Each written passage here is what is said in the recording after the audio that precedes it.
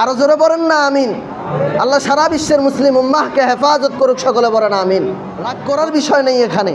আপনি একটু চিন্তা করেন না, আমার মুসলমান ভাই বোনকে তারা টাকা দিয়া, ঔষধ দিয়া, হসপিটাল দিয়া, স্কুল দিয়া, স্কুলের মধ্যে ছোট্ট ছোট্ট বিস্কিট দিয়া ছোট্ট ছোট্ট বাচ্চাদেরকে ছোট্ট থাকতে ইমান হারা করে ফেলতেছে। কপাল পোড়া আমাদের মুসলমানদের টাকাগুলো আমরা কি করতেছি? আমরাও যে এনজিও সংস্থাগুলোতে যাচ্ছি, টাকা দিচ্ছি, ওরা মনে করতেছেন কি আমাদের টাকা দিচ্ছি, আমাদের টাকাগুলো দিয়ে মনে হয় আমাদেরকে ধনী বানাচ্ছে। আপনাদের 10,000 টাকা দিয়ে তারা 10 কোটি টাকা কামাচ্ছে, এইদিকে আপনারা খেয়াল করেন নাই।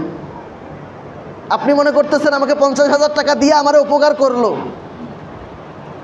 প্রতি মাসে আপনার থেকে টাকা নিয়ে বড় বড় টাকা খাটিয়ে কোটি কোটি টাকার মালিক হচ্ছে তারা। আপনার মুসলমানরা সারা বিশ্বে যেভাবে লাঞ্ছিত, যেভাবে বঞ্চিত, অন্য কোনো ধর্ম নয় কেন? এই দিক থেকে তাকালেও বোঝা যায় মুসলিম ধর্ম একমাত্র, শুধুমাত্র, কেবলমাত্র সত্য ধর্ম।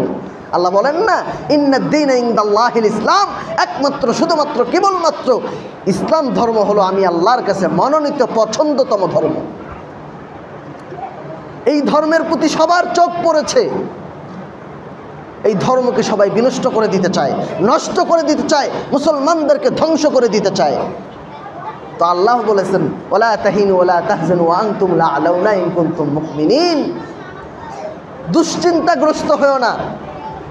ইসকনরা মুসলমানদেরকে বিলীন করার জন্য যত পায়তারা করুক না কেন, ইসরায়েলরা মুসলমানদেরকে বিনষ্ট করে দেওয়ার জন্য যত পায়তারা করুক না কেন, রাম বাম যত বাতিল শক্তি আছে মুসলমানদেরকে দাবা দেওয়ার জন্য যতই পায় তারা করুক না কেন, ইন্নাল্লাহা মা'ানা, নিশ্চয় আল্লাহ আমাদের সাথে আছে। যতদিন পর্যন্ত আল্লাহকে মেনে চলবো, আল্লাহর রসুলের বাতানো পথে চলবো, মুসলমান শুনে রাখো, কোনো দিন তোমার পরাজয় ঘটানোর জন্য কেউ আসতে পারবে না। জোরে বলেন না আমিন। আল্লাহ সারা বিশ্বের মুসলিম উম্মাহকে হেফাজত করুক, সকলে বলেন আমিন। কথা ছিল